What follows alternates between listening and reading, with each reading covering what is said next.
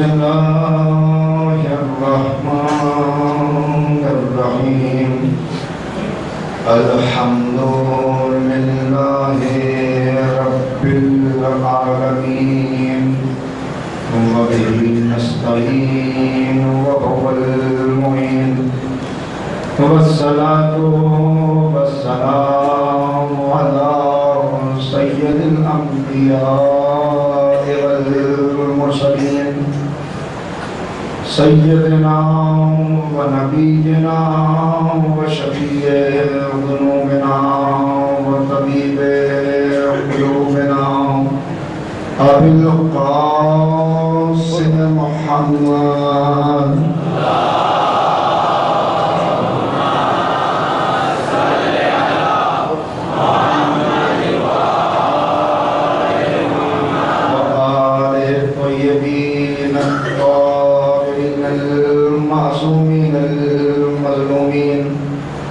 المنتخبين المنتجبين أما بعد فقد قال الله تبارك وتعالى في كتابه المجيد وفرقانه الرشيد فقوله الحق بسم الله الرحمن الرحيم یا ایھا الذین آمنوا باللہ ورسولہ والکتاب الذی نزل علی رسولہ صلی اللہ علیہ وسلم۔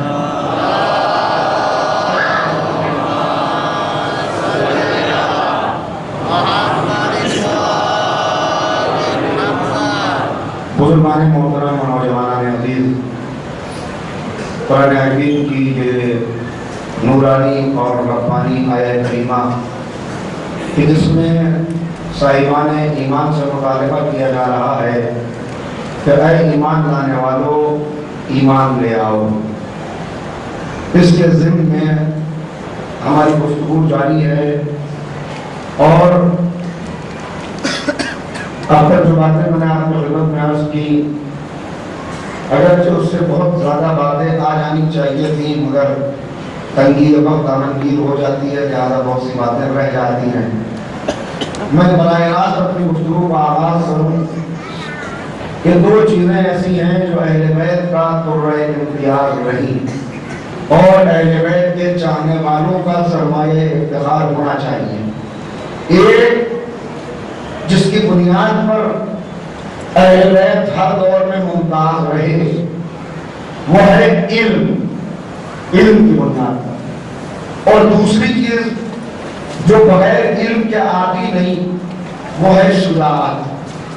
شجاعت کے دو رخ ہیں۔ ایک شجاعت کا رخ یہ ہے کہ اگر میدان کارزار گرم ہو، جنگ ہو رہی ہو، کوئی ایسا موقع آ جائے جہاں اپنی قربانی دینے کا اسلام مطالبہ کر رہا ہو، تو انسان تلوار لے کر میدان میں آ جائے، اپنے سر کو اللہ کے سپرد کر دے، جنگ کرے، زخمی ہو، اور اگر اس کی قسمت میں شہادت ہے تو شہادت کی سعادت حاصل کر دے۔ دوسرا رخ جو شجاعت کا ہوتا ہے وہ ہے صبر۔ صبر یعنی طاقت رکھتے ہوئے خاموش رہنا۔ ایک غلط فہمی صبر کے تعلق سے یہ ہو گئی کہ صاحب صبر کا مطلب چپ ہو جاؤ، کچھ نہ کہو، کمزوری ہے، ناطاقتی ہے، مقابلہ ہو نہیں سکتا، کیا کریں، سامنے والا اتنا قوی ہے، سامنے والے کے پاس اتنا دولت اور اقتدار ہے، اس کے پاس اتنے وسائل ہیں، کیا مقابلہ نہیں کر سکتے، لہذا ہم چپ ہو کے بیٹھ گئے، ہم نے صبر کر لیا۔ یہ صبر نہیں، میں نے عرض کیا کہ صبر بغیر شجاعت کے آتا ہی نہیں، اس لیے کہ جہاں پر طاقت موجود ہو ہم بدلہ لے سکتے ہیں، انتقام لینا ہمارے اختیار میں ہے، مگر اس کی ذہنی کیفیت کو سمجھتے ہوئے، اس کی کمزوری اور محرومی کا احساس کرتے ہوئے ہم نے اپنے ذاتی دشمن کو اللہ کے لیے معاف کر دیا، طاقت ہونے کے باوجود چپ ہو گئے، اسے کہتے ہیں صبر۔ اور یہ شجاعت کے بغیر آدھا نہیں۔ اہل بیت کا خاصہ، اہل بیت کی خصوصیت، ہر دور کے اندر ایک علم، دوسرے شجاعت، شجاعت کے دونوں رخ نظر آئیں گے۔ شجاعت میں میدان کارزار میں یہ سیسا پلائی ہوئی دیوار بھی نظر آئیں گے، اور شجاعت میں کمزوروں اور بے حیثیتوں کے مقابلے پر گلے میں رسی ڈلوانے کے باوجود یہ چپ بھی نظر آئیں گے۔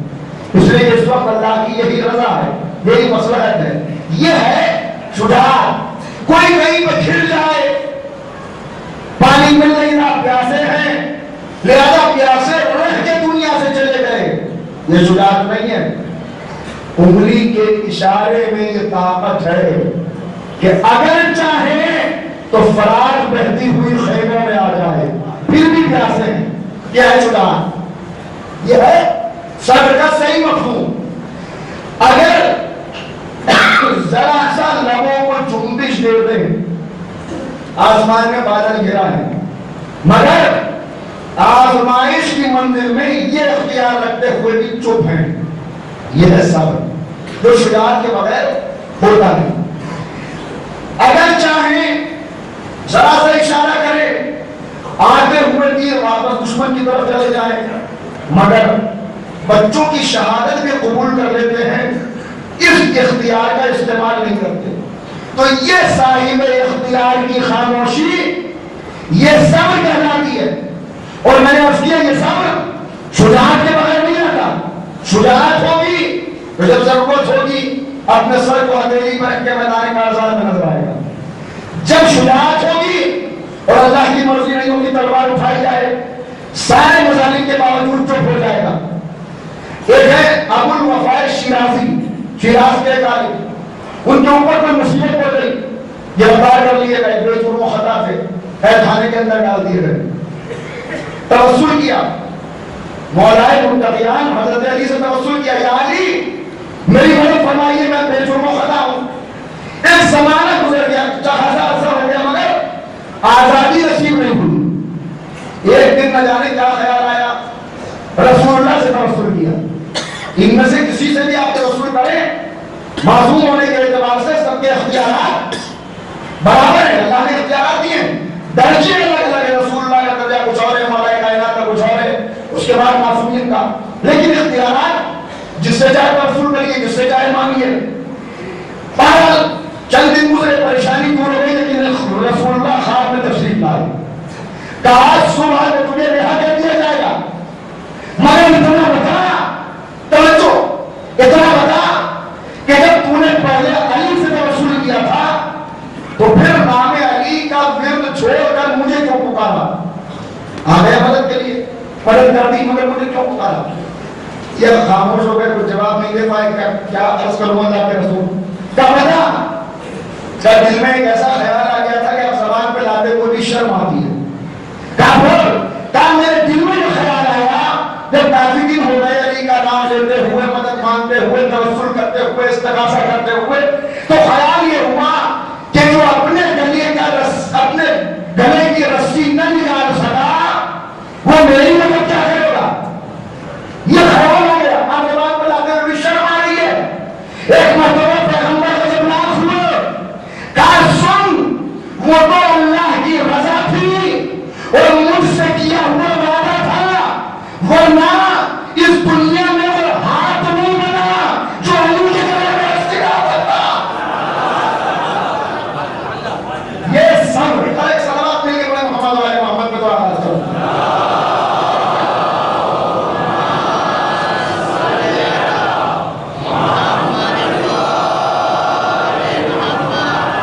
تو میں نے کیوں یہاں تک اتنی وضو کی تمہید میں؟ اس لیے کہ جس زمانے کی ہمیں تیاری کرنی ہے، جہاں تک ہمیں جانا ہے، وہاں اہل بیت کے چاہنے والوں کے لیے ان دونوں عناصر کا اپنے اندر پیدا کرنا، ان دونوں خصوصیات کو اپنے اندر رکھنا بہت ضروری ہے۔ علم بھی ہو، صبر بھی ہو، علم بھی ہو، شجاعت بھی ہو، علم بھی ہو، شہادت کا جذبہ بھی ہو. اور یہ میں نے عرض کیا کہ یہ اہل بیت کا بھی خاصہ رہا اور اہل بیت کے چاہنے والوں کا بھی خاصہ رہا اور رہنا چاہیے. اور میں نے کیوں کہا کہ خاصہ رہا؟ یہ میں نے اس لیے کہا کہ آپ کسی بھی دور کو اٹھا کے دیکھ لیجئے، کسی بھی دور کو، جس کو اہل بیت کی کسی فرد کو دیکھ لیجئے، مولا کائنات سے لے کر امام حسن عسکری علیہ السلام تک، جس کی سیرت کا چاہے آپ مطالعہ کر لیجئے، آپ کو نظر یہی آئے گا حکومتیں دوسروں کے پاس نہیں، اقتدار دوسروں کے پاس رہا، خزانے دوسروں کے پاس رہے، طاقت دوسروں کے پاس رہی، مگر جب مسئلہ علم کا آیا سب یہ کہتے ہوئے نظر آئے کہ اگر علم کا مسئلہ پوچھنا ہے تو چلو اہل بیت کے دروازے پر. یعنی انہیں امام مانا ہو یا نہ مانا ہو، معصوم مانا ہو یا نہ مانا ہو، سب نے اس بات کا ثبوت دیا کہ ان کے دور میں ان سے بڑا کوئی صاحب علم نہیں تھا. سب نے ثبوت دیا کہ ان کے دور میں ان سے بڑا کوئی صاحب علم نہیں تھا. ثبوت یہ ہے کہ اگر انہیں صاحب علم نے سمجھا ہوگا تو لوگوں کے سروں پہ حکومت کرنے والا، اپنے اقتدار کو منوانے والا، جب کوئی مسئلہ آتا تو یہودی کے باغ میں مزدوری کرنے والے میرے آقا کے پاس نہ آتا، ہر بار آتا تھا اور آنے کے بعد کہتے تھے کہ کچھ پوچھتا ہوں، مہلت بھی نہیں مانتے، سوچتے بھی نہیں، یہ بھی نہیں کہتے کتاب دیکھوں گا، فوراً جواب دیتے تھے. امام نے اپنے ہاتھ سے پھاوڑا رکھا، پسینہ پوچھا کہ تیرے ہاتھ میں کتنی انگلیاں ہیں؟ کہانی 5. کہ سوچا کیوں نہیں؟ کہ سوچنا کیسا؟ ہاتھ ہمیشہ میرے سامنے رہتا ہے. مولا مسکرائے، جیسے تیرے سامنے یہ ہاتھ رہتا ہے ایسے یہ میرے سامنے یہ کائنات رہتی ہے. صلوات علی محمد علیہ وسلم.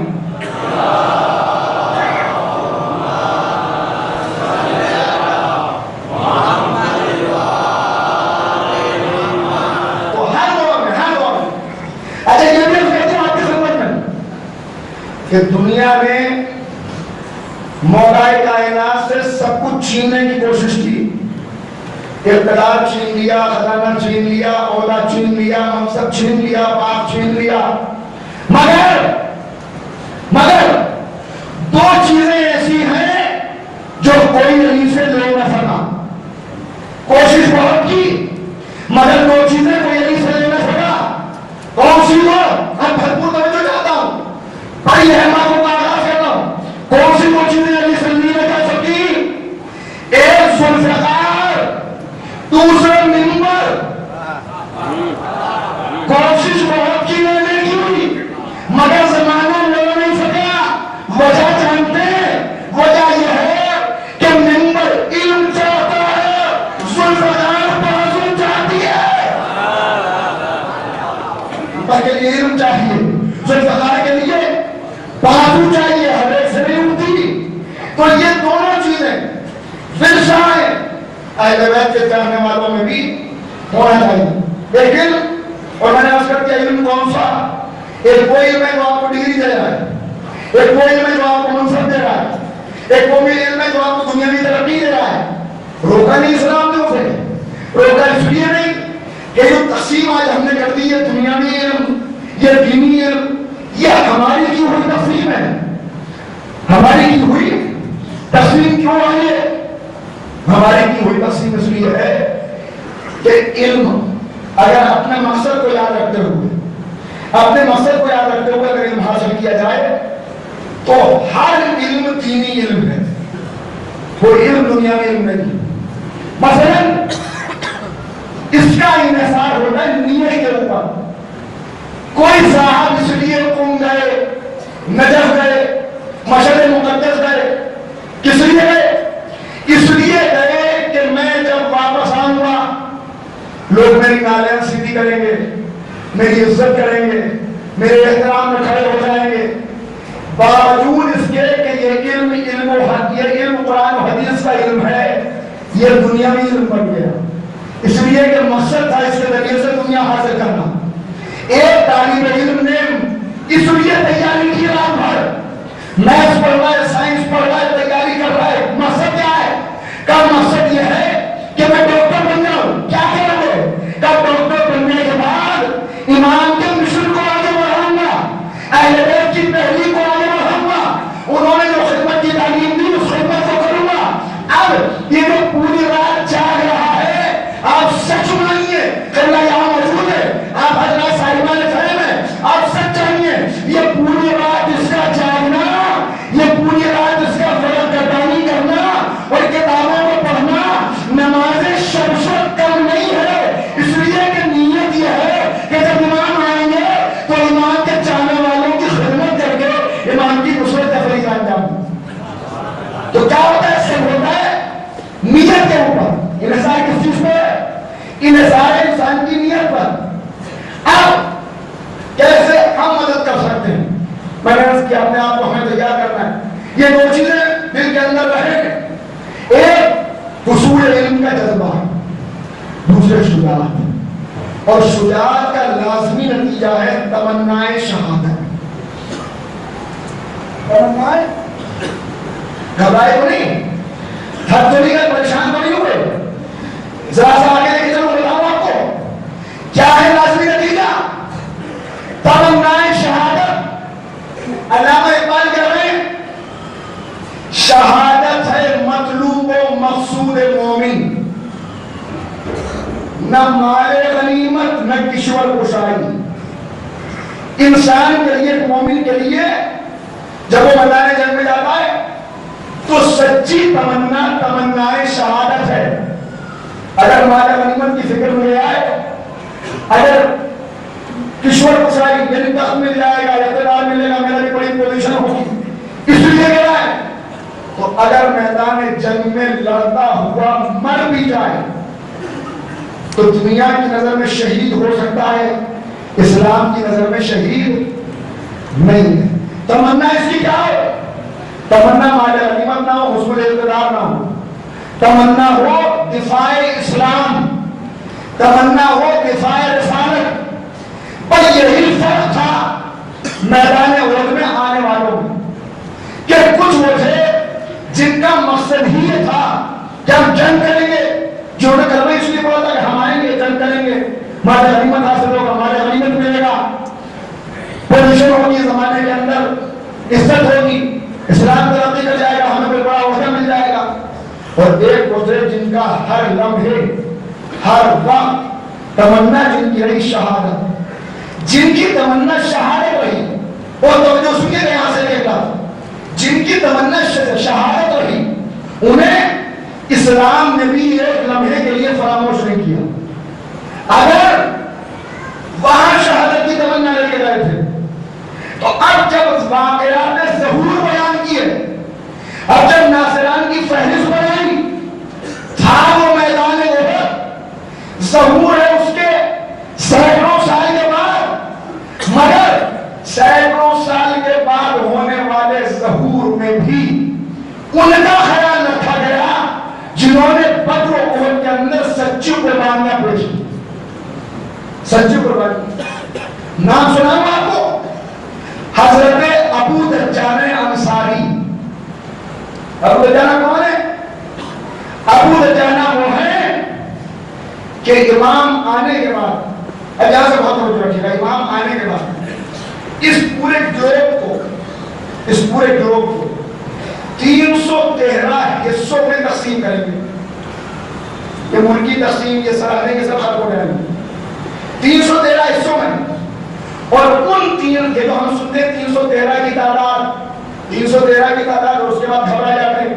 بہت سے علماء بھی گھبرا گئے، اپنے دور میں علماء بھی گھبرا گئے کہ 313 ہے تو وہ 313 کیسے ہوں گے، پتہ نہیں ہم ان میں ہوں گے یا نہیں ہوں گے. مگر جو بعد کی روایات آئیں، جب زیادہ ریسرچ ہوئی، جب امام کا زیادہ لکھا گیا، جب امام نے خود حکم دیا، شیخ صدوق علیہ الرحمہ کو خود امام زمانہ نے حکم دیا کہ ہمارے حوالے پر ایک کتاب لکھو، ہمارے بارے میں کتاب لکھو. کتاب لکھی انہوں نے، کتاب لکھی اتمام نعمت، اتمام النعمت، جس کے اندر پورے احوال کو جمع کر دیا.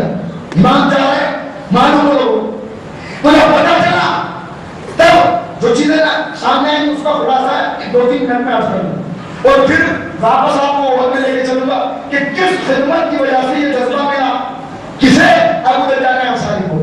313 کے اندر پورا گروہ تقسیم کر دیا جائے گا. یہ 313 کون ہوں گے؟ یہ 313 عام ناصر نہیں ہیں, یہ امام کے نائبین ہیں جو پہلے جب اس گروہ کو فتح کرنے کے لیے جب یہ جو خطے بنائے گئے 313 ان کو فتح کرنے کے لیے جرنیل بنا کے بھیجیں گے, سپہ سالار بنا کے بھیجیں گے تو یہی 313 ہوں گے. بعد میں فتح کرنے کے بعد یہی 313 امام کے نائبین کی حیثیت سے انہی جگہوں پر حکومت کریں گے کہ جہاں انہوں نے فتح کیا ہوگا. جس نے جو خطہ فتح کیا جہاں جسے بھیجا گیا وہ 313 وہاں پر حاکم بن جائیں گے بعد میں امام کے نائب کی حیثیت سے. ان 313 میں جو پرچم دار ہوں گے, جو اپنے اپنے قبیلے کا پرچم لیے ہوئے ہوں گے, ان میں سے ایک ہیں حضرت ابو دجانہ انصاری. صحابی اس کے ہیں رسول اللہ کے. کارنامہ کیا ہے؟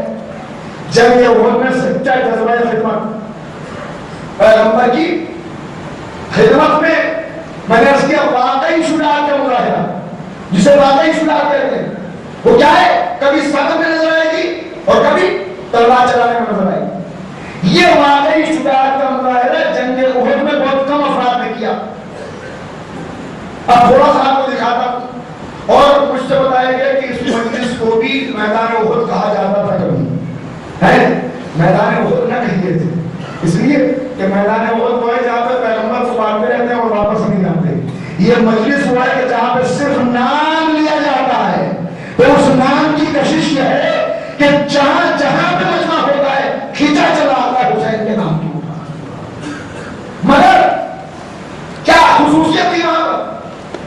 مگر اس کیا میدان احد میں خدمت انجام دینے والے ایسی خدمت کہ جہاں بڑے بڑے افراد جنہوں نے بیعت کی تھی, جنہوں نے وعدہ کیا تھا, جنہوں نے نصرت کے لیے پیغمبر کی قسمیں کھائی تھی, جب وہ مرحلہ آیا, اقبال کیا کہہ رہے ہیں, نہ مال غنیمت نہ کشور کشائی, جب وہ مرحلہ آیا کہ جنگ نظر آئی کہ اب جیت لی جنگ ہم نے, تو پیغمبر نے جن 50 کو کھڑا کیا تھا کہ یہاں سے نہ ہٹنا, ان میں سے 47 نے کہا ایسا نہ ہو سارا مال غنیمت بڑھ جائے اور ہم یہیں پہ کھڑے رہ جائیں.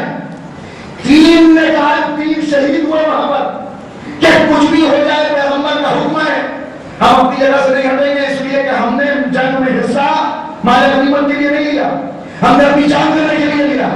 وہ 3 شہید ہو گئے, وہ 47 وہاں سے ہٹ گئے, جنگ کا نقشہ پلٹ گیا اور اتنا پلٹا کہ پیغمبر کے نام پر جان دینے والے, پیغمبر سے نصرت کا وعدہ کرنے والے اتنا دور چلے گئے نبی سے کہ پتھر کے حملے سے, پتھر کسی کے مارا جائے تو کتنی دور سے پتھر لگے گا کہ دہن میں زخمی ہو, ذرا کلیہ میں ٹوٹ جائے, کتنی دور سے, یعنی اتنا قریب فوج آ گئی دوسری کہ جب اس نے پتھر چلایا تو اس پتھر سے پیغمبر کے دندان اقدس بھی شہید ہوئے, زرہ کی کڑیاں بھی ٹوٹی اور پیغمبر ایک گڑھے کے اندر گر گئے. نبی ایک گڑھے کے اندر چلے, میدان میں سناٹا ہے. اب ایسے میں تو چند ساتھ دینے والے ہیں, لیکن یہ وہ سب شہید ہو چکے یا اکثریت جا چکی. جو چند ساتھ دینے والے ہیں ان میں ایک تو وہی ہے کہ جس نے جو وعدہ کیا تھا اس وعدے سے ایک لمحے کے لیے بھی غافل نہیں ہوا. کون؟ ابو طالب کا خیرت دار بیٹا, ہاشم شجاعت کا وارث, ابو طالب کا وہ بیٹا کہ جس نے کبھی بستر میں لیٹ کے حفاظت کی, کبھی بدر کے میدان میں حفاظت کی, وہ موجود ہے مگر لڑتے لڑتے ہی دور چلے گئے. اور دوسرے ابو دجانہ جو پیغمبر میں آئے گے منظر آپ کو دکھانا, لڑتے لڑتے سے دور چلے گئے. پیغمبر کی آواز کانوں میں آئی, یا علی یہ وقت نصرت ہے, میری خبر مجھے, اے اللہ کے رسول, علی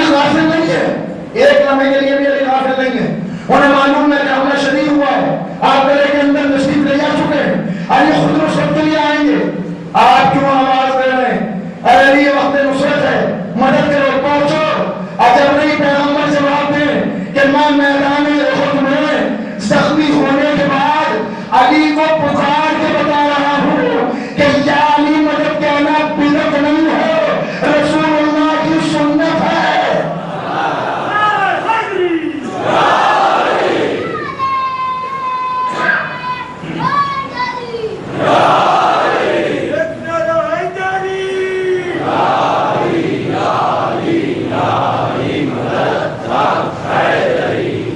میں دیکھیں بار بار آپ سے تقاضا کرتا ہوں کہ مجلس سنتے رہے، چلتے رہے، مگر جب نعرہ آئے تو ایسا جواب دیا کرے نعرے کا۔ یہ میں کیوں کہتا ہوں؟ یہ میں اس لیے کہتا ہوں کہ بہت بڑا شرف ہے یہ کہ ہماری زبانوں تک یہ نام آ جائے، یہ نعرہ آ جائے۔ ایک بہت بڑے مناظر گزرے، شہید کر دیے گئے پاکستان کے اندر، مولانا اسماعیل خان دیوبندی، بہت بڑے مناظر، آپ نے نام سنا ہوگا۔ ان کا ایک بہت بڑا مناظرہ تھا، پورا مجمع موجود تھا، بڑے لوگ آئے ہوئے تھے دیکھنے کے لیے، اس لیے کہ بھائی کتابوں سے بحث ہونی ہے، کوئی جنگ تو ہے نہیں، تم اپنی دلیل دو، ہم اپنی دلیل دیں، تم اپنی بات رکھو، ہم اپنی بات رکھیں۔ تو جو دوسری طرف سے موجود تھے وہ تھے مولوی عبدالشکور، مولوی عبدالشکور اور مولانا اسماعیل خان دیوبندی ایک ساتھ داخل ہوئے، جس حال میں جس جگہ پر مناظرہ ہونا تھا دونوں ایک ساتھ داخل ہوئے۔ جیسے ہی داخل ہوئے مجمع میں سے کسی نے نعرہ حیدری لگا دیا، نعرہ حیدری لگانا تھا، مولوی عبدالشکور خفا ہو گئے، اپنی کتابیں سمیٹی جانے لگے، کہنے لگے میں نہیں کرتا مناظرہ۔ مولانا نے کہا پریشانی کیا ہو گئی آپ کو؟ کہا اس مجمع کو ہماری آمد پر نعرہ تکبیر لگانا چاہیے، لیکن یہ تصویر نہ کیجیے، نعرہ تکبیر لگانا چاہیے۔ انہوں نے نعرہ حیدری کیوں لگایا؟ مولانا اسماعیل خان شہید مسکرائے اور مسکرا کے کہا نعرہ تکبیر وہاں لگایا جاتا ہے جہاں مقابلہ کافروں کے ساتھ ہو۔ انہوں نے نعرہ حیدری لگایا۔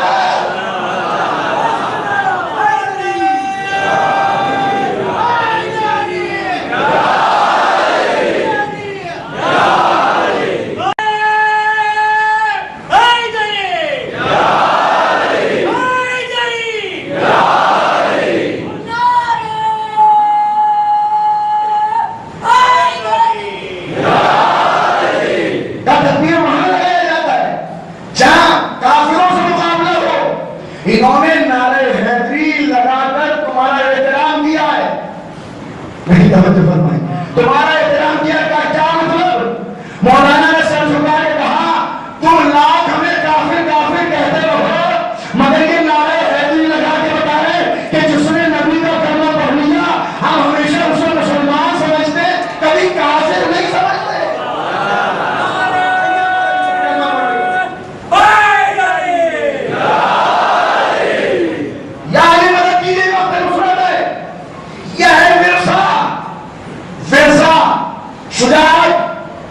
مولا کائنات پڑھتے اور کیسے پڑھتے؟ فوجیں کچھ دور جا چکی ہیں، واپس آئے، واپس آنے کے بعد عجیب و غریب کیفیت ہے، 17 مرتبہ تاریخ احد اٹھا کے رکھیے، 17 مرتبہ تلوار کو گھٹنے پہ رکھ کے سیدھا کر چکے۔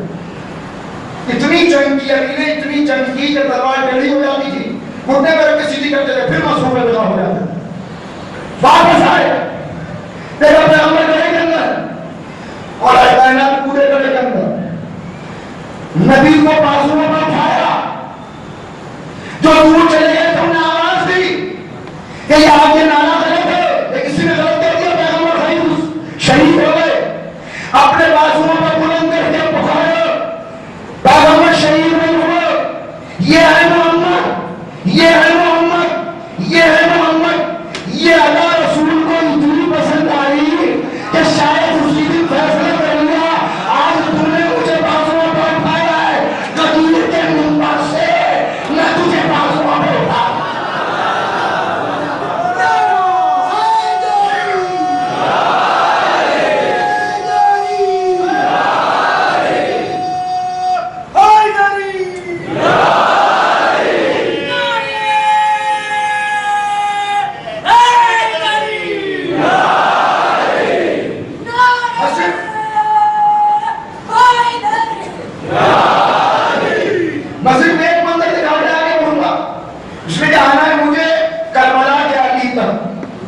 کربلا کے علی تک پہنچوں گا، گفتگو ختم ہو جائے گی، وقت میں مجلس ختم ہو، مسائل زیادہ پڑھنے حضرات اس کے لیے آمادہ ہیں، مگر صرف ایک منظر شجاعت کہتے کسے ہیں؟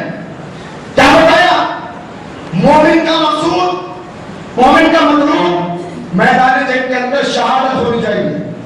اور مولا کہتے ہیں، مولا مدہ بیان میں فکرہ ہے کہ جب تم موت سے ڈرو گے تو موت تمہارے پیچھے بھاگے گی. جب تم بے خوف ہو کے میدان میں نکل پڑو گے تو موت خود تم سے بھاگتی ہوئی نظر آئے گی. تعارف کرایا، باہر نکالا، اتنی دیر میں بھاگی ہوئی فوجیں سمٹی. جو دور چلے گئے تھے وہ معلوم ہے کہ میدان میں کون ہے، چند سپاہی لڑ رہے ہیں، علی حفاظت پیغمبر کے لیے پہنچ گئے. اگر آج چمن نبوت گل ہو گئی، آج نبی کو قتل کرنے میں کامیاب ہو گئے تو اسلام ختم ہو گیا. یہ سوچ کے پھٹ گئے کیا کریں گے اکیلے والی، اور چاروں طرف سے حلقہ ڈال دیا. توجہ، چاروں طرف سے لکھا ہوا ہے کہ حلقہ ڈال دیا اور حلقے کو تنگ کرنا شروع کیا. دیکھیے ایک انسان چاروں طرف سے کھل جائے، حلقہ تنگ ہو، درمیان میں کون ہے؟ پیغمبر، پیغمبر کے محافظ بن کے علی، چاروں طرف کفر. کیسے بات پہ پہنچاؤں بھائی؟ میدان جنگ میں یا بانی اسلام ہے یا کل ایمان ہے. کل ایمان درمیان میں ہے، کفر چاروں طرف سے سجدے ہو رہا ہے. چاروں طرف سے گرے ہوئے ہیں، اتنے قریب ہے، اتنا قریب. کیا بغیر تلواریں چل جائے اگر نیزے پھینکنے لگے تو مولا بھی زخمی ہو اور پیغمبر اکرم بھی زخمی ہو. یہ ہے شجاعت کا ایک رخ. ایک رخ کیا تھا؟ سب میں نے عرض کیا گلے میں رسی پڑ جائے مگر اپنے دشمن سے انتقام نہ لے. اللہ کے دشمن کو جانے نہ دے، اپنے دشمن کو معاف کر دے. ہے جذبہ، ہے جذبہ، یہ جذبہ ہو. اپنے دشمن کو معاف کر دیا، اللہ کے دشمن کو جانے نہیں دیں گے. ایک مرتبہ مولا کائنات نے اب عجیب و غریب جنگ کی علی نے، عجیب و غریب انداز سے گھوڑے کو کعبے پر لگایا. کعبے پر لگانا کہتے ہیں خاص، یہ خاص انداز ہے بنی ہاشم کا. پھر سائے سلاد کے جو ملا ہے، گھوڑے کو کعبے پر لگایا، چاروں طرف حلقہ ہے، دشمن قریب آ چکا ہے، درمیان میں مولا ہے، حملہ ہو جائے تو خون کی شمع حیات گل ہو جائے. گھوڑے کو کعبوں پر لگایا اور چاروں طرف گھوم گھوم کے تلوار چلانا شروع کی. درمیان میں رسول گھوم گھوم کے علی تلوار چلا رہے ہیں، تلوار چل رہی ہے. دشمن بھی سمجھ نہیں پا رہا کہ کیا ہو رہا ہے. مگر عجیب و غریب فقرہ ہے، تاریخ احد کا سب سے بڑا فضیلت کا فقرہ آپ کو سنا رہا ہوں. میں دیکھتا ہوں آپ کیسے استقبال کرتے ہیں. تاریخ احد میں لکھا کہ جب علی نے گھوم گھوم کے تلوار چلانا شروع کی اور پیغمبر کی حفاظت کی تو ایسا لگ رہا تھا علی کی تلوار نہیں چل رہی، موت کی چکی چل رہی ہے. موت کی چکی چل رہی ہے. تلوار چل رہی تھی، سروں کی بارش ہو رہی تھی، فضا کے اندر خون نکل رہا تھا. اور اس دن عجیب و غریب عالم تھا. راوی کہتا ہے کہ میں نے ایسی حالت میں، ایسے عالم میں علی کو کبھی نہیں دیکھا. کہ اتنے غصے میں بڑھتے تھے، ایسے بڑھتے تھے کہ سینے سے ایسی آواز نکل رہی تھی کہ جیسے گھوڑے کے سینے سے جب گھوڑا تیز دوڑتا ہے تو جو ہلنے کی آواز نکلتی ہے، ہماما، شیر کا ہماما، اس انداز سے آواز نکل رہی تھی. تلوار چل رہی تھی. دشمن نے دیکھا اتنی تیز تلوار چلی کہ کچھ دیر کے بعد حلقہ ٹوٹا اور ساری فوج مقابلے پہ آ گئی، سامنے آ گئی. یہی علی چاہتے تھے کہ حلقہ ٹوٹ جائے. جیسے حلقہ ٹوٹا، نبی کو اپنے پیچھے کیا، فوج مقابلے پر ہے. علی تلوار چلانے میں آگے بڑھ رہے ہیں. 3000 کا مجمع سامنے ہے، خدا کا شیر موجود ہے، تلوار چل رہی ہے. ارے تلوار نہیں چل رہی، آج علی ذوالجلال کے جلال بنے ہوئے ہیں. آج علی اللہ کا غضب بن کے مجمع کے اوپر، کفار کے اوپر اللہ کا غضب کیسے نازل ہوتا ہے، اس انداز سے مولا کائنات آگے بڑھ رہے ہیں. یہاں تاریخ نے دکھایا، ابو درجانہ کی میں بات کو لانا ہے اور امام زمانہ تک لے جانا ہے. یہاں تاریخ نے دکھایا کہ جب تلوار زیادہ چلی تو جو تلوار 17 مرتبہ گھٹنے کر کے سیدھی کیوں ہو؟ کتنی دیر چلے گی؟ کچھ دیر گزری، بازو کا تو کچھ نہ نکلا، اس لیے کہ ید اللہ تھا، تلوار کیسی تھی، یہاں کے کارخانے کی بنی ہوئی، لہذا تلوار ٹوٹ گئی، دشمن دور چل چکا ہے، تلوار ٹوٹ چکی ہے، دشمن اپنے حمایت درست کر رہے تاکہ واپس ہم لگے۔ علی چلے خدمت پیغمبر میں پہنچے، اللہ کے رسول تلوار ٹوٹ گئی، لکھا ہوا ہے کہ پیغمبر کے پہلو میں تلوار لگی ہوئی تھی۔ کچھ دیر پہلے اسی میدان بدر میں، میدان بدر میں بھی ہوا یہ واقعہ، اور میدان احد میں بھی ہوا۔ میدان بدر میں کیا ہوا؟ وہاں بھی کسی صحابی کی طرف تلوار ٹوٹی تھی، تو پیغمبر نے خرمے کی ایک شاخ توڑی، ہاتھ میں دی، کہا جاؤ چل کرو۔ میدان بدر میں جسے شاخ دی تھی، اس نے شاخ کو زمین پر ڈالا۔ عجیب بات ہے، تلواروں کا مقابلہ، فولادی تلواروں کا مقابلہ کہیں خرمے کی شاخ سے ہوتا ہے؟ یہاں اس سے چند لمحے پہلے ابو دجانہ انصاری، جو امام زمانہ کے پرچم داروں میں سے ایک ہے، جو 313 فاتحین میں سے ایک ہے، جن کو یہ شرف ملا، کچھ دیر پہلے وہ خدمت پیغمبر میں آئے جب جنگ کا نقشہ اتنا بگڑا نہیں تھا۔ ان کی تلوار ٹوٹی، اللہ کے رسول تلواریں کم ہے، میری تلوار ٹوٹ گئی، کیا کروں؟ پیغمبر نے ہاتھ بڑھایا، شاخ خرما توڑی، کہا لو ابو دجانہ دشمنوں کے مقابلہ کرو۔ ابو دجانہ نے شاخ لی، ماتھے سے لگائی، بوسہ دیا اور میدان کی طرف جانے لگے۔ میں نے کہا ابو دجانہ کہاں جا رہے ہو؟ جنگ کرنے۔ کس سے؟ دشمنوں سے۔ کس چیز سے؟ شاخ خرما سے۔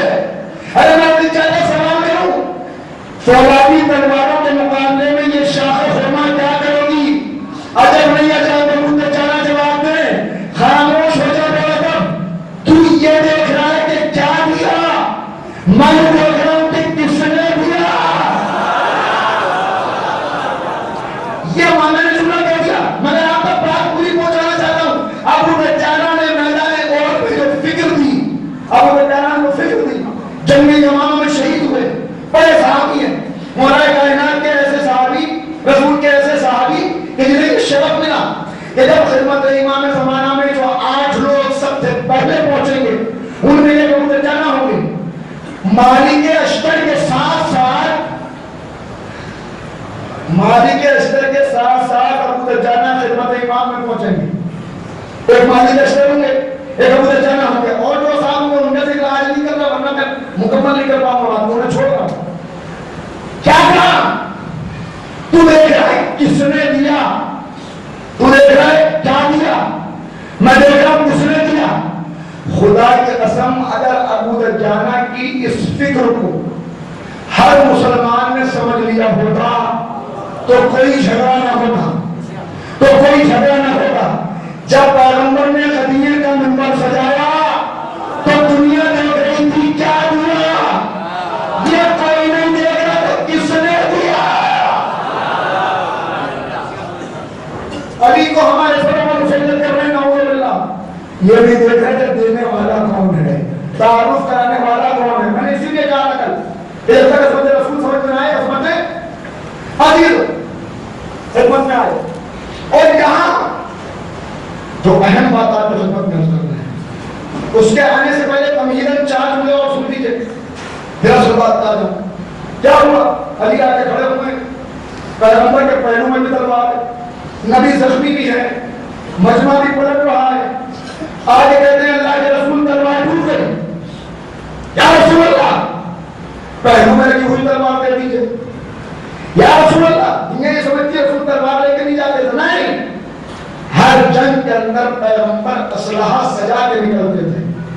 اور کیا کوئی تعریف کرے گا نبی کی شجاعت کی؟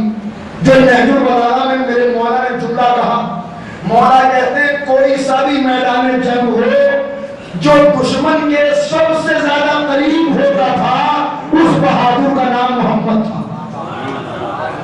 دشمن کے سب سے زیادہ قریب، یہ نہیں کہ آگے سے بھائیوں کو کر دیا خود پیچھے چلے گئے، یہ تعریف کون کر رہا ہے؟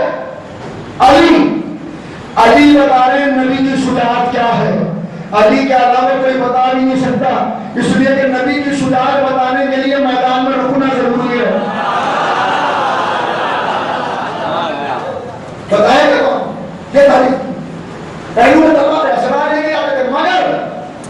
پیغمبر نے کبھی تلوار چلائی نہیں، تلوار چلائی نہیں. جنگ احد میں وہ موقع آ گیا تھا.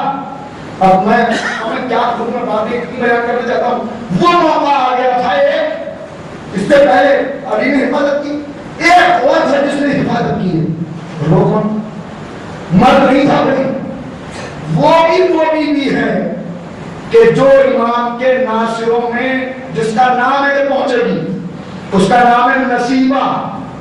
کون؟ نصیبہ. نصیبہ نے جب یہ دیکھا کہ پیغمبر زخمی ہو رہے ہیں، کوئی آس پاس نہیں ہے، تو جناب نصیبہ ایک لکڑی لے کر، ایک چوبے خیمہ لے کر پیغمبر کی حفاظت کرنے لگی، جس میں زخمی بھی ہوئی. باقاعدہ بازو کٹ گیا. یہ شان شرف کیا ملا؟ شرف یہ ملا کہ جو امام کے ناصرین ہیں اس میں میں نے عرض کیا کہ خواتین بھی ہے جن میں جناب قنوہ بھی ہیں. قنوہ رشید حجری کی بھی، رشید حجری جو مولا کائنات کی محبت میں شہید کیے گئے، ان کی بیٹی حضرت قنوہ. عبابہ والدیہ وہ خاتون جو 6 اماموں کی صحابیہ رہی. کتنے؟ حضرت علی سے لے کر امام محمد باقر علیہ السلام تک.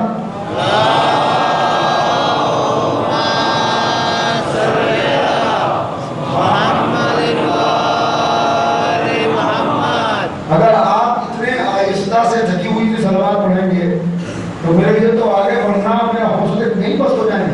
صلوات کے لیے درود اتنی بلند پڑھو کہ جہاں تک آواز جائے، جہاں تک درود کی آواز جاتی ہے، کائنات کا ہر ذرہ درود پڑھنے لگتا ہے.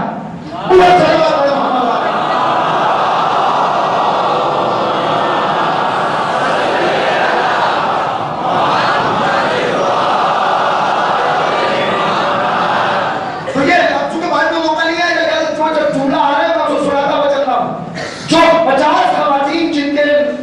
جن کا خاص ذکر ہے اور جن میں سے 13 اور بعض روایات کے مطابق 17 کا نام بھی موجود ہے اور ان کے کارنامے بھی موجود ہے کہ کیوں امام کے لشکر میں وہ شمار ہوں، کیوں آئے نہیں ہو. ان میں ایک جناب زبیدہ ہے، میں نے عرض کر دیا. ایک زوجہ فرعون حضرت آسیہ، ایک عبابہ والدیہ جن کا نام آ گیا ہے تو جملہ کہہ دیتا ہوں. پہلے امام سے لے کر 5ویں امام تک کی صحابیہ. جب بھی انہیں پتا چلتا تھا کہ اس وقت زمانے کا امام یہ ہے، اس کی خدمت میں جاتی تھی اور اس سے جا کے کہتی تھی اپنی امامت کا ثبوت دو، اپنی امامت کا ثبوت دو. اس میں زمانہ بڑا پورا شوق تھا، بڑے روپے کرتے تھے، نقلی امام بنا کے بڑے کیے جا رہے تھے. حکومت کی طرف سے لوگوں کو رشوت دی جاتی تھی، تم امامت کا دعویٰ کر دو. یہ سب ہو رہا تھا. پہلے امام کے پاس جاتی تھی اور کہتی تھی چوتھے امام کی خدمت میں آئی. چوتھے امام کا مسئلہ معلوم ہے نا کہ لوگوں نے قضیہ بنا لیا تھا کہ یہ امام نہیں ہے، محمد حنفیہ امام ہے. جناب محمد حنفیہ نے کبھی دعویٰ نہیں کیا. انہوں نے تو جو گواہی دی تھی حضرت اسود کی وہ اس لیے نہیں تھی کہ مسئلہ واضح ہو جائے اور لوگوں کو پتہ چل جائے کہ اصل امام امام زین العابدین ہے. تو یہ خدمت امام میں آئی. امام نماز پڑھ رہے تھے، امام کی خدمت میں آئی ثبوت لینے کے لیے. اگر امام ہو تو ثبوت دو. جیسے ہی خدمت امام میں آئی، امام نماز پڑھ رہے تھے، نماز پڑھتے ہوئے دیکھا تو واپس جانے لگی. امام نے نماز ہی میں اشارہ کیا. امام کا اشارہ پر باہر یہ پلٹی اور جب پلٹی تو جوانی بھی پلٹ آئی. جوانی پلٹ آئی، ضعیفہ جوان ہو گئی. امام کی خدمت میں امام نے انہیں ثبوت دیا باقاعدہ طور پر، دلیل دی امامت کی. اور اس کے بعد تو یہ ہے پہنچنے والوں میں بات کہاں سے چلی؟ حفاظت کرنے والے. حفاظت کرنے والوں میں نصیبہ بھی ہے جو خدمت امام میں پہنچیں گی. مولا کائنات کی طرف ہوئی یار رسول کا تلوار ٹوٹ گئی. اب کیا ہوا وہ آپ سب کو معلوم ہے، مگر میں کہوں گا کہ رسول تلوار دے دی کہ پہلو میں رکھی ہوئی ہے. لیکن یہی تمیز ہمیں کرنی تھی جو ہم کر نہیں سکے. پیغمبر بتانا چاہتے ہیں کہ اگر تلوار میں دے دوں، اگر شاہ خرما دے دوں اور وہ تلوار میں بدل جائے تو دنیا کو پتا کیسے چلے گا کہ صحابیوں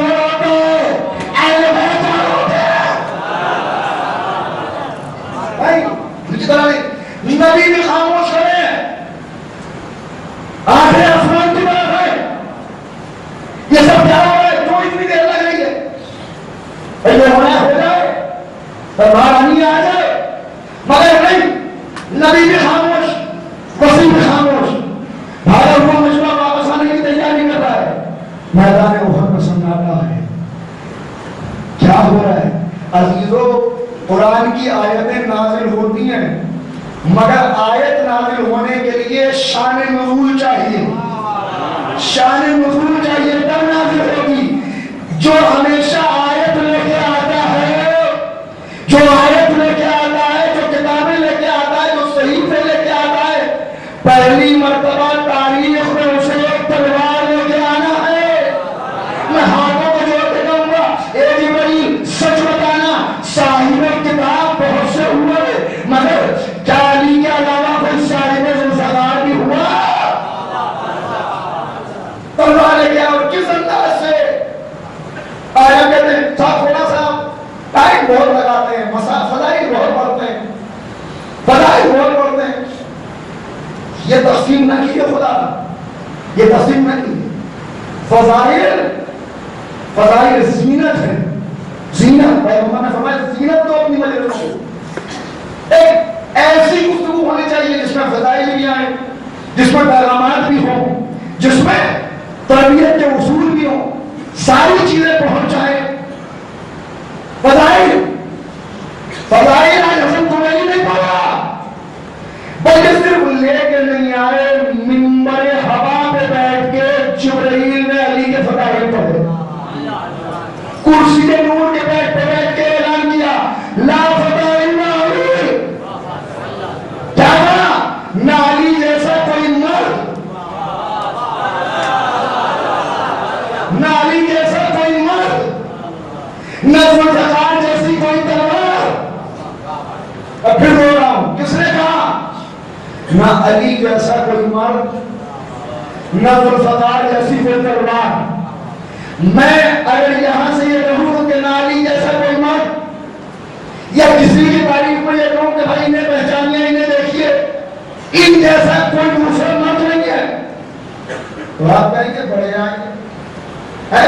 کتنے مردوں کو دیکھا ہے آپ نے؟ آپ کی نگاہ، آپ کتنے ملک گئے ہیں، کتنے شہروں میں گھومے ہیں، کتنے حسینوں کو دیکھا ہے، کتنے جوانوں کو دیکھا ہے، تو میرا دعویٰ یہی کہ یہی باطل ہو جائے گا۔ اللہ کو علی کے فضائل پڑھوانے ہیں اور علی کی فضیلت باطل نہیں ہو سکتی۔ لہذا رپورٹر ایسا ڈھونڈا کہ جس نے آدم سے لے کر قیامت تک ہر جوانی کو دیکھا ہے، جس نے آدم سے لے کر قیامت تک پیدا ہونے والے ہر مرد کی جوانی کو دیکھا ہے۔ وہ کیا کہہ رہا ہے؟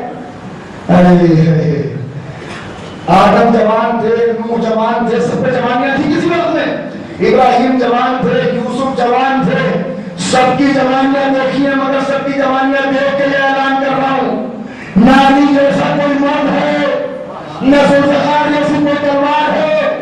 آدم جوان تھے مگر علی جیسے نہیں تھے، یوسف حسین تھے مگر علی جیسے نہیں تھے، موسیٰ کلیم اللہ تھے مگر علی جیسے نہیں تھے۔ اعلان ہوا ذوالفقار کا ہوں۔ بس میں رکتا ہوں یہاں پر، اس لیے کے بعد ایک جو پیغام آخری میں دینا ہے وہ مکمل ہو جائے اور گفتگو رک جائے گا۔ وہ وقت آیا اب جب ہاتھ بھی ادھر کا اور تلوار بھی ادھر کی، تو اب کون رکا؟ جو یہاں کی تلوار سے بھاگ رہے تھے، جب تلوار وہاں کی آ گئی اور ذوالفقار چلی، تو اب ذوالفقار کیسے چل رہی تھی وہ بیان کرنے کے لیے 15 منٹ چاہیے، میں اسے چھوڑ دیا۔ نتیجہ یہ ہوا کچھ دیر کے بعد کیا ہوا؟ جنوبی رسول کا سر نظاروں میں رکھا، زخموں کو صاف کیا، خون چہرے کے اوپر جم گیا تو اس میں لہدا کیا، اور پیغمبر کی زبان اقدس سے فقرہ نکلا، یا علی سب چلے گئے تم کیوں نہیں چلے گئے؟ سب چلے گئے آپ کیوں نہیں چلے گئے؟ بس میں یہاں پر رک رہا ہوں۔ یاد رکھیے شہادت ہے مطلوب و مقصود مومن۔ تلوار تھی تب بھی لڑے تھے، تلوار ٹوٹ گئی تب بھی میدان میں تھے، ذوالفقار آ گئی تب بھی جنگ کر رہے تھے، ابو دجانہ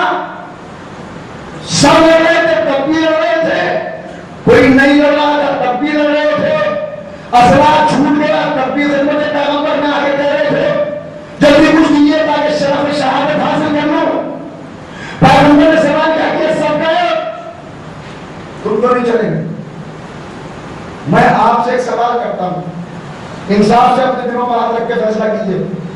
ایسے مرحلے میں کہ جب سب چلے گئے اور علی نہیں گئے، پیغمبر کو کیا کہنا چاہیے تھا؟ مصیبت میں اپنے اور رائے کی پہچان ہوتی ہے، اور رسول کو تو علی کی بڑی پہچان ہے. اس لیے کہ جو تلواروں کے سائے میں سو گیا، اس وقت پوچھنا چاہیے تھا. اس وقت پوچھنا چاہیے کہ علی کوئی نہ سویا، تم تو سو گئے. نہیں، آج تو پوچھنے کا محل ہی نہیں تھا. یہ کہنا چاہیے تھا علی تم کیسے چلے جاتے؟ تم نے دعوت رشیا میں وعدہ کیا ہے، تم میرے چچا ابو طالب کے بیٹے ہو، تم میرے وصی ہو، تم میرے نفس ہو، تم میرے بھائی ہو، تم تو جا ہی نہیں سکتے تھے. مگر یہ نہیں کہا. یہ کہا جب سب چلے گئے تم تو نہیں چلے گئے. میں بس اسی پر اپنی بات کو روکوں گا اور ذرا سا وہاں تک آؤں گا جہاں تک آپ کو لانا ہے، تو پھر مسائل پوچھا.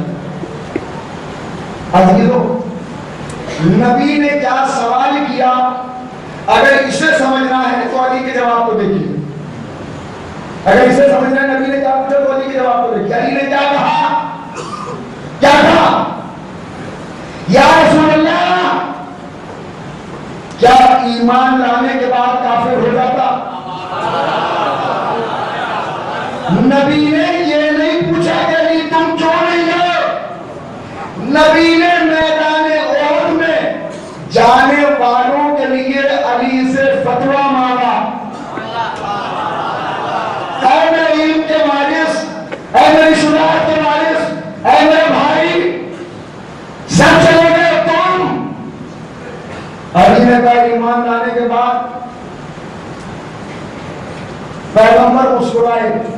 یعنی علی نے میدان احد میں فتویٰ دیا، نبی نے مسکرا کے فتوے پہ مہر لگائی. نبی نے مسکرا کے فتوے پہ مہر لگائی. اب دستیاریں چھوڑ کر تمام سیرت نگاروں اور تمام مورخین کو آواز دے کر ایک بات پوچھنا چاہتا ہوں کہ آپ فہرست بناتے ہیں مردوں میں یہ ایمان لائے، عورتوں میں یہ ایمان لائے، بچوں میں یہ ایمان لائے. ہاتھوں کو جوڑ کے پوچھتا ہوں اتنا بتائیے جو میدان احد سے جا کر انہوں نے دوبارہ کلمہ کا پڑھا. عزیزو، بڑا اہم بات ہوگا یہ فلان ایک لوگ وہ ہے دوسرا لوگ. اگر بات پڑھ جائے ہم سیزا بتائے بھول دیوار. اگر ذاتی دشمنی کی بات آ جائے اللہ سے کیا ہوا والا ہو، ہمیں سارے مظالم برداشت ہیں.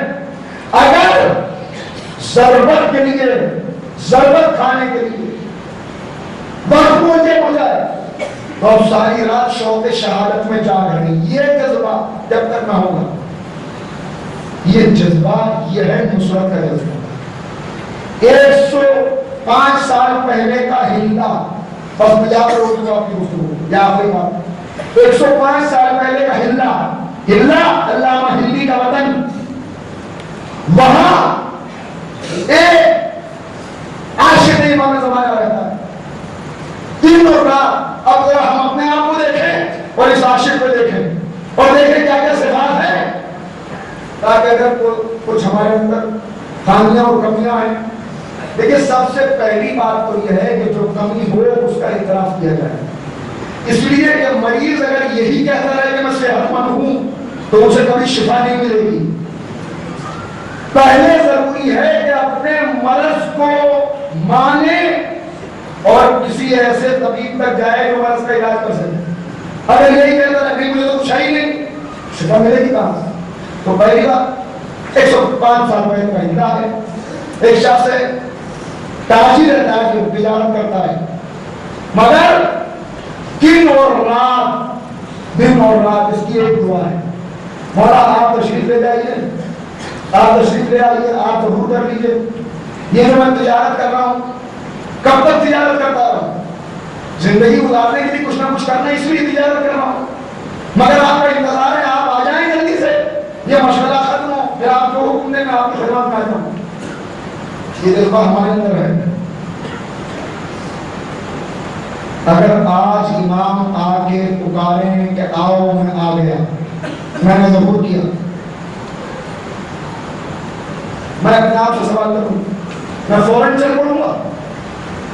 ارے مولا میرا تو بزنس لاس ہو جائے گا اگر آپ کے ساتھ آ گئے. ارے مولا نوکری چلی جائے گی, چھٹی کہاں ملتی ہے, بڑی مشکل سے تو ملی ہے. ارے مولا دکان بند کر دوں گا اگر تو کیا ہوگا دھندے کا, کاروبار کا ہے. یہ سارے سوالات آتے ہیں ذہن میں یا نہیں؟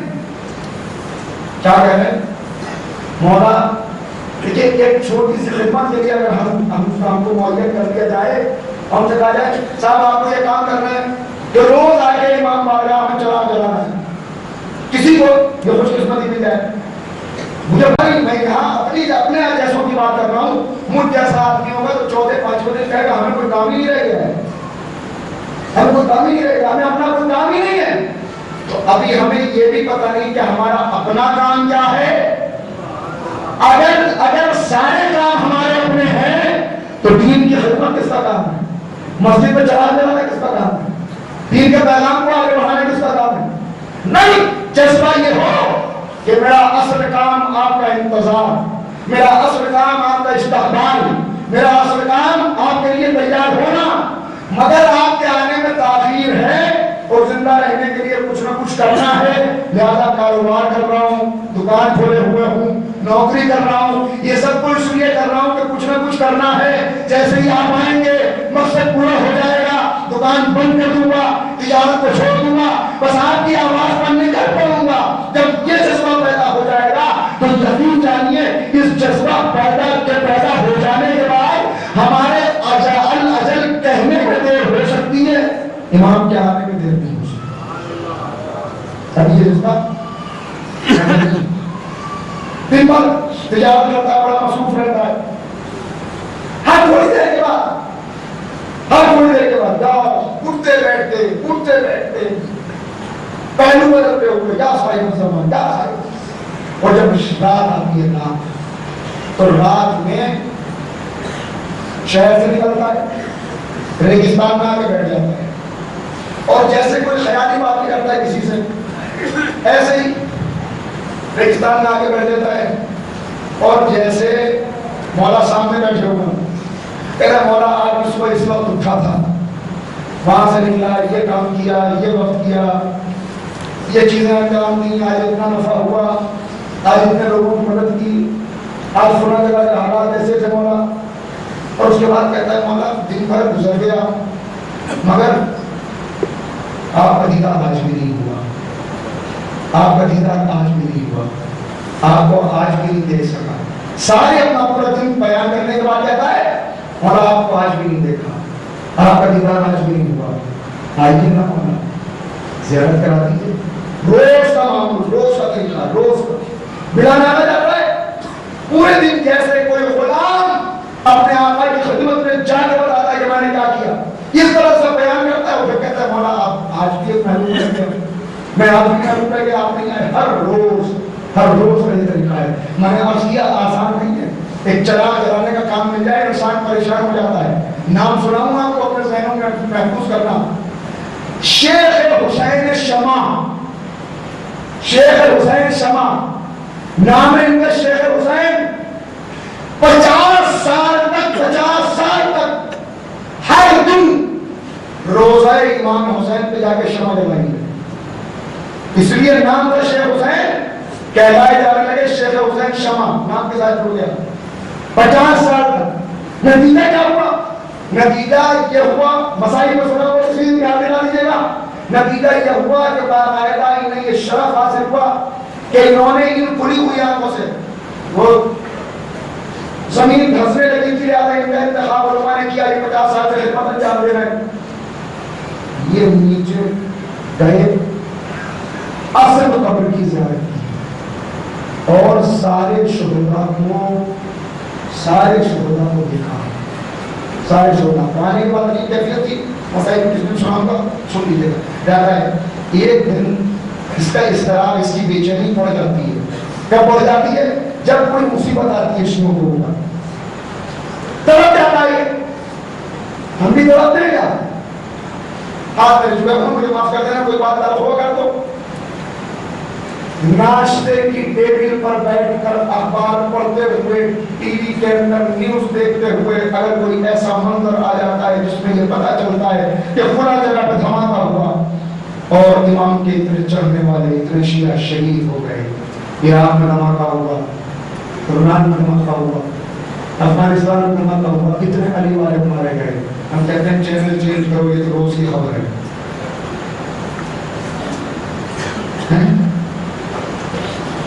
کہیں پہ کوئی مصیبت آ جاتی ہے، شیعوں کے اوپر تڑپ جاتا ہے تڑپ، اور اس دن تڑپ تڑپ کے کہتا ہے مولا آج بھی آپ نہیں آئے، مولا دیکھیے کیا ہوا کیا گزری۔ ایک بار بہت بڑا فساد ہو گیا،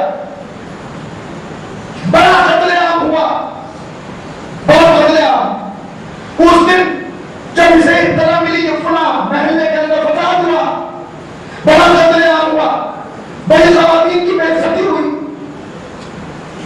دوڑتا ہوا دیوان کی عالم میں دوڑتا ہوا اسی جگہ جا کے بیٹھ کے جہاں روز رہتا تھا، اور رو رو کے کہا کیا ہوا مولا، اور کہتے کہتے لہجے میں گستاخی آ گئی۔ اتنے چاہنے والے موجود ہیں، پورا شہر آپ کا انتظار کر رہا ہے، روز ہر جمعے کو دعائیں اللہ پڑھی جا رہی ہے، ہر انسان روز ہر جگہ نظر دے رہا ہے، آپ آ نہیں رہے، کب آئیں گے، کس بات کا انتظار کر رہے ہیں، سمجھ جائیں گے تب آئیں گے، پورا شہر ختم ہو جائے گا تب آئیں گے۔ یعنی انداز بدل گیا، غم کے عالم میں انسان اپنے آپ کو سنبھال نہیں پاتا، غم کے ساتھ غصہ شامل ہو کے کچھ ایسا کہنے لگا جیسے لڑ رہا ہو، کیوں نہیں جانتے کس بات کا انتظار کر رہے ہیں، اتنا چاہنے والے موجود ہیں، آپ کی نظر میں ہوئی نہیں اب تک پورے۔ ابھی یہ جملے کہے تھے کہ کسی نے آ کے دوست پہ ہاتھ رکھا، کسی نے آ کے ہاتھ رکھا، ضرورت مند اس کے پاس آتے رہتے تھے ضرورتیں پوری کرانے، انہیں پتا تھا کہاں ملے گا، یہاں پہ کیا جاتے تھے۔ اس نے ہاتھ کو ہٹا کے کہا کہ اس وقت مجھ سے بات نہ کرو، پھر کسی وقت آنا، میں اپنے امام سے بات کر رہا ہوں، میں اپنے امام سے بات کر رہا ہوں۔ جیسے ہی اس نے یہ کہا جواب ملا تو نے بلایا ہے تو آیا ہوں، تو نے بلایا ہے۔ اب جو مڑ کے دیکھا پیکر نورانی یوسف زہرا کائنات کا نور حضرت امام اجل اللہ تعالیٰ پہ جو شہید سامنے کھڑے تاجی نے ضرور کے لیے بہت سلام پڑھا محمد آنا۔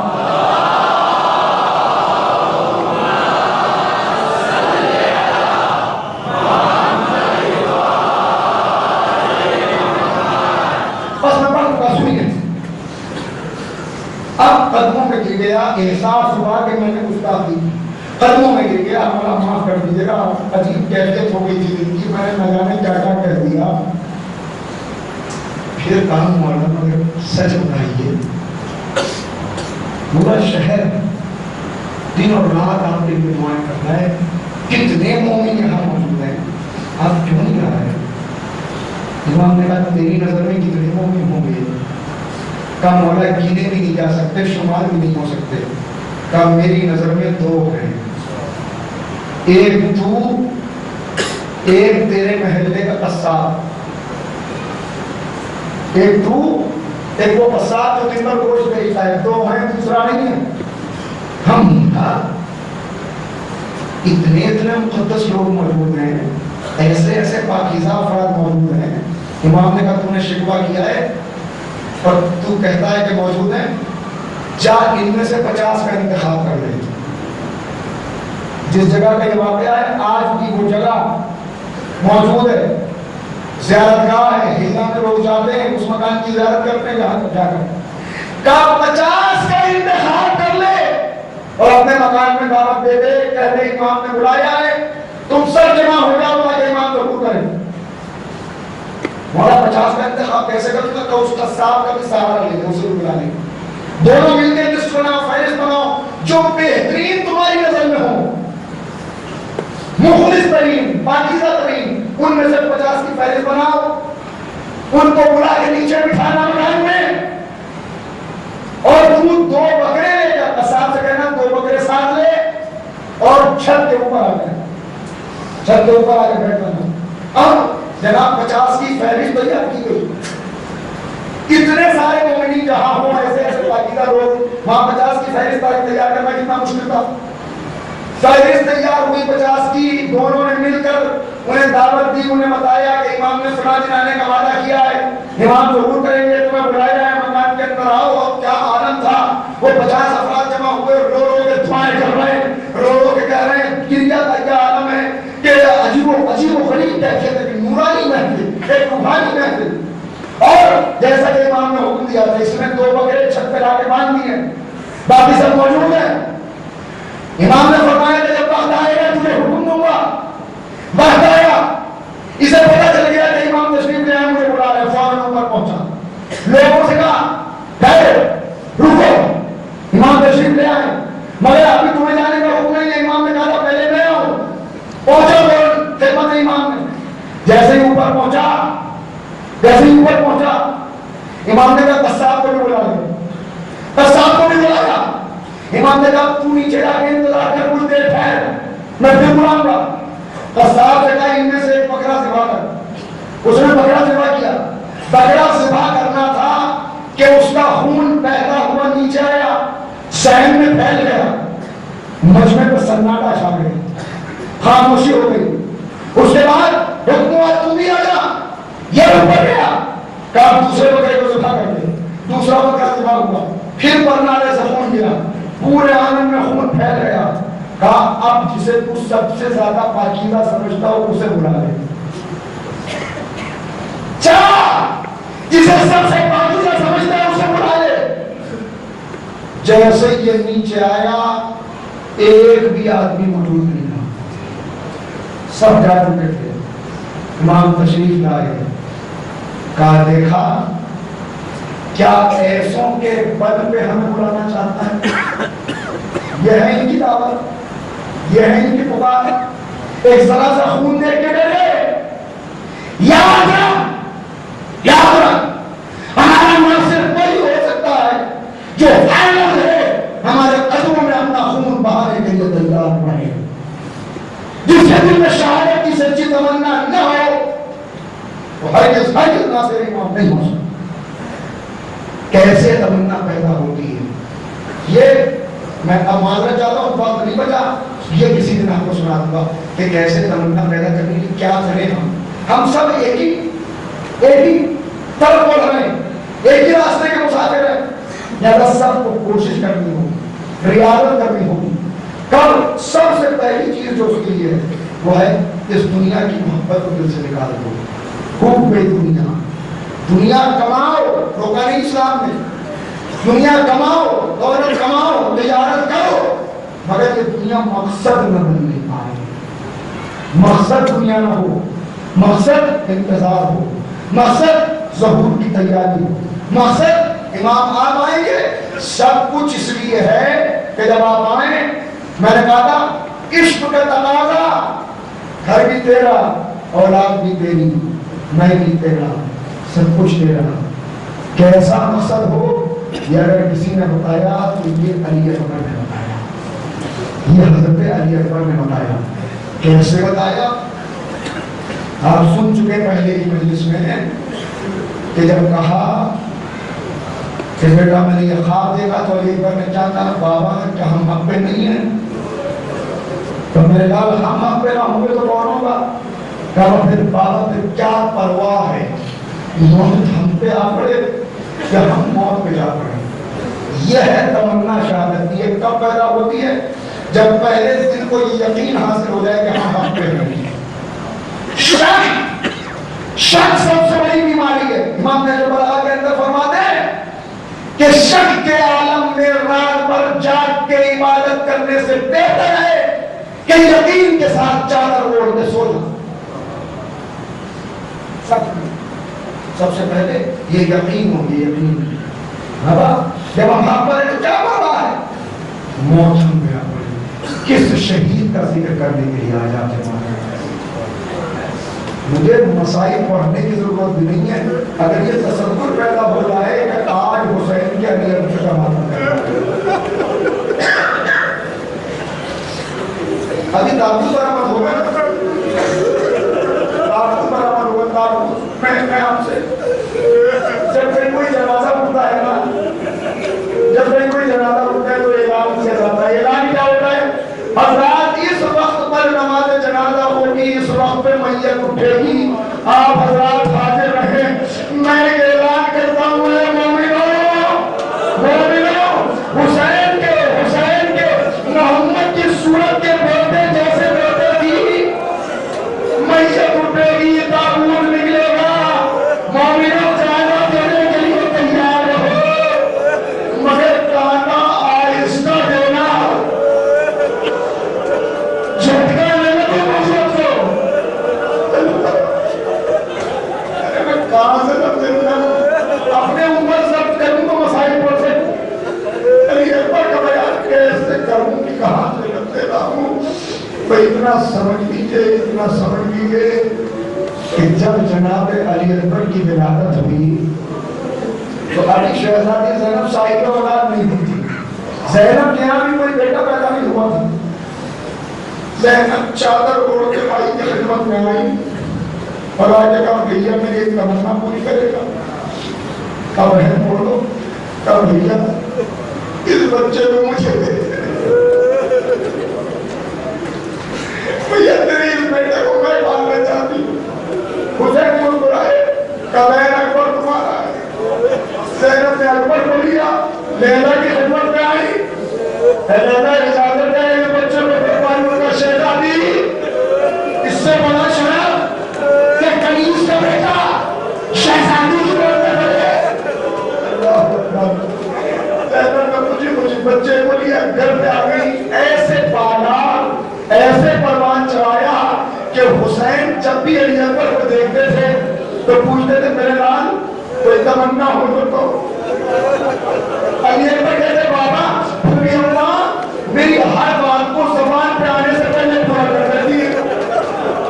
हुसैन को तमन्ना थी कभी मेरा अकबर कुछ मांग ले, अकबर कुछ मांगो, क्या मांगो, अल्लाह जिस बात को तमन्ना थी बेटा कुछ मांगे। मैदान करबला में पहली मर्तबा अकबर ने कुछ मांगा, ए बाबा बड़ी प्यास।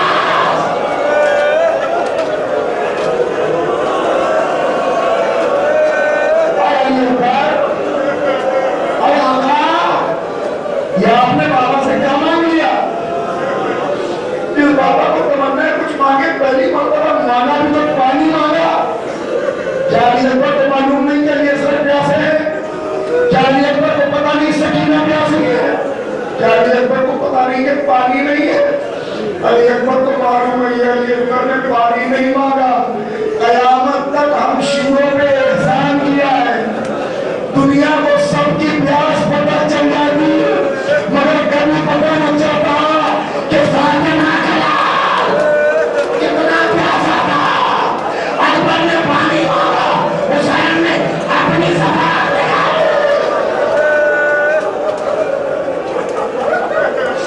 अकबर के ज़हन में ये बाबा आपकी ज़बान में तो प्यार बोल रहे हैं।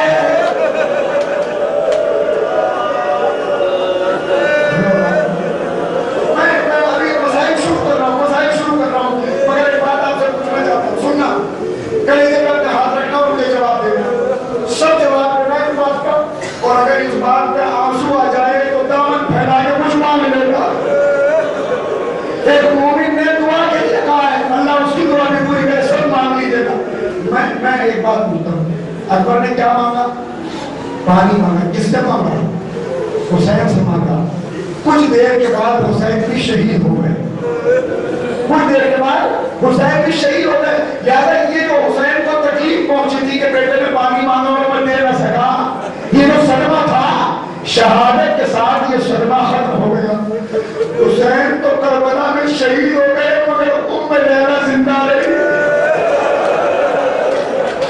अपने दिलों में हाथ रख के बताना, करबला जब लैला के आगे पानी आता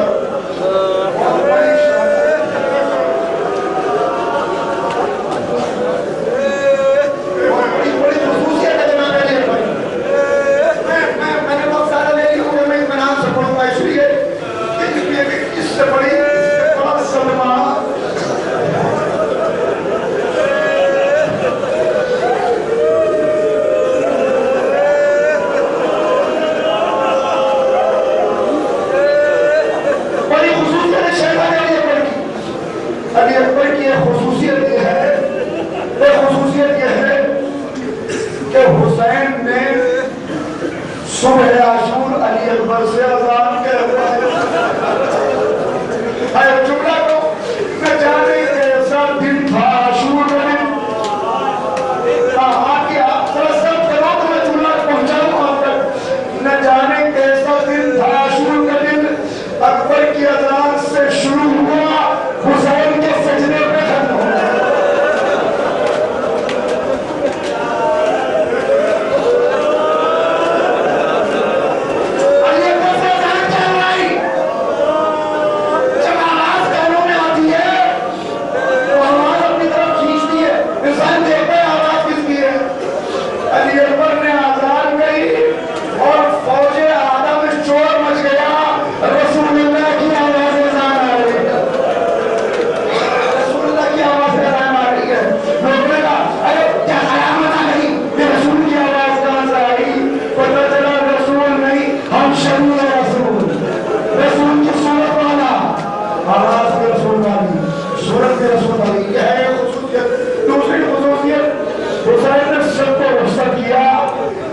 کسی کو رخصت کرتے نا امامے کو اتار کے ہاتھوں پہ نہیں رکھا. امامہ اتار کے ہاتھوں پہ رکھا اور کب پالنے والے گواہ رہنا اللہ مجھے میرا جب نانا کو دیکھنے کا دل چاہتا تھا، جب نانا کی زیارت کرنا چاہتا تھا اپنے اس کے اندر جوان کو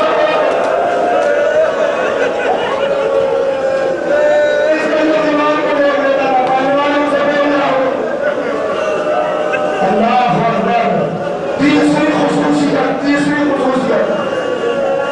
کیسے عرض کروں، کسی کو رخصت میں اتنی دیر نہیں لگی جتنی دیر اکبر کو لگی. اکبر جملہ آپ نے سنا کہ جب شام کی بستی سے یہ کٹے ہوئے سے گزرے تو ایک وظیفہ نے سر دے کے کیا کہا کہ بیویوں میں دعا کرتی ہوں تم آمین کرو. ہاتھوں پہ اٹھایا تھا، کاش اس جوان کی ماں زندہ رہو. لالا نے آواز نہیں کہ مجھے یہ بددعا کیوں دے رہی ہے، یہ بددعا مجھے کیوں دے رہی ہے. کاش جس کا کٹا ہوا سر میں نہیں دیکھ سکتی اس کا کبھی ہو جانا.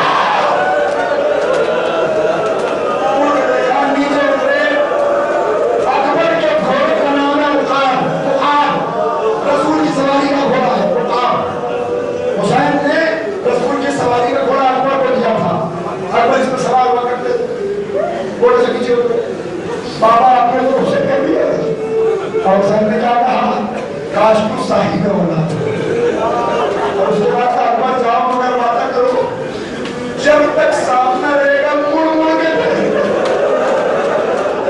اپنے چہرے دکھاتے رہنا، میرا چلے گیا سننا چلے گیا بس۔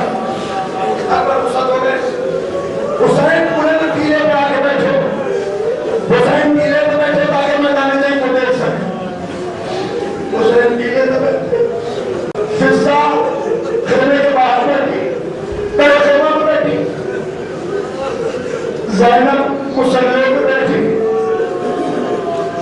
اور اندر لیلا نظروں پہ اقتدار بن گیا، لیلا زینب کو دیکھ رہی ہے، زینب فضا کو دیکھ رہی ہے، فضا حسین کو دیکھ رہے ہیں، حسین میدان جنگ میں علی اکبر کو دیکھ رہے ہیں۔ بڑی جنگ کی جناب علی اکبر نے تلوار چلاتے ہیں، پڑھ جاتے ہیں آگے، یہاں تک کہ ایک نامی پہلوان مقابلے میں آ گیا، حسین کے چہرے کا رنگ متغیر ہوا، فضا بیٹے کو زینب پر بھی، اور فضا جا کے پوچھے ہمارے میرے بیٹے کی خیر، فضا آئی، فضا جا کے تو سب دنیا مل کے بنائے کریں، اکبر کے مقابلے کو بڑا پہلوان آ گیا، اور بات اتنی سی ہے کہ وہ زیر سیاد ہے، اور میرا بیٹا 3 منگا بندہ تھا،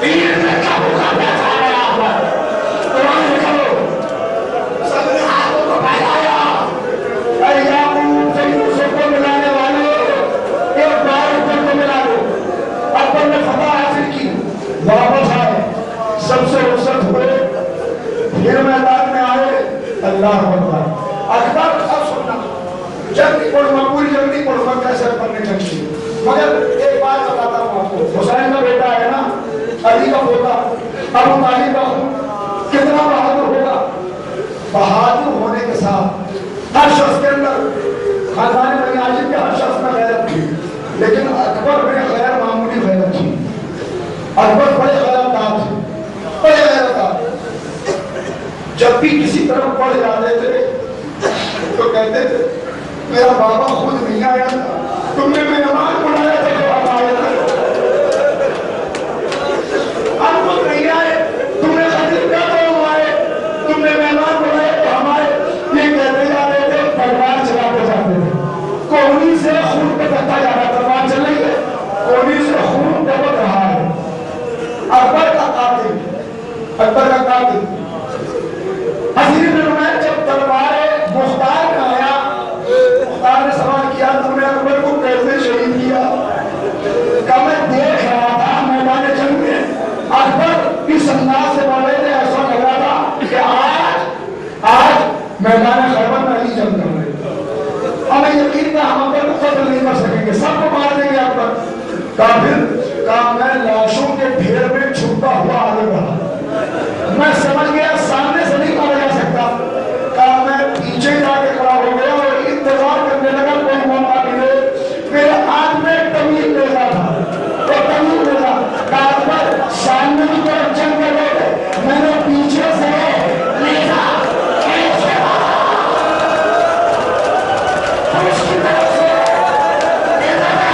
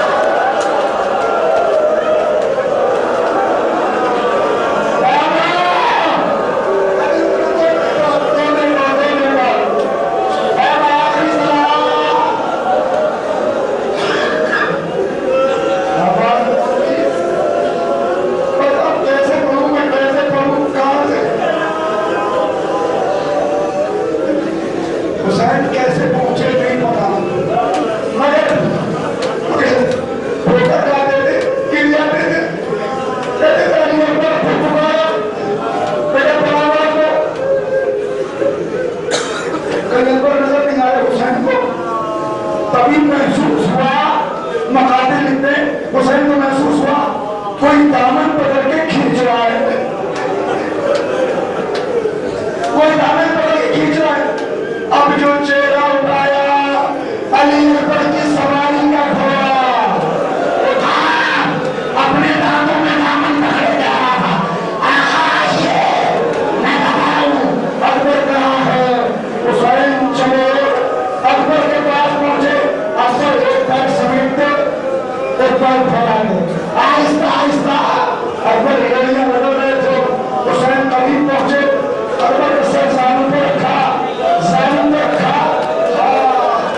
تاریخ شہادت اکبر کا سب سے بڑا جملہ پڑھا، تاریخ شہادت اکبر کا سب سے بڑا جملہ حمایت ابن مسلم کہتا ہے کہ میں نے جو اگلی منظر دیکھا، کیا دیکھا کہ حسین نے اکبر کا سر اپنے زانوں پہ رکھا، حسین جھکے، اکبر کی پیشانی کو بوسہ لیا۔ ایسے بولوں اکبر کی پیشانی نے بوسہ لیا۔ عمر کہتا ہے میں نے اپنی آنکھوں سے دیکھا جب سر جھکایا تھا بال سیاہ ہوئے، بال سیاہ تھے، جب سر اٹھایا بال سفید ہوئے، پورا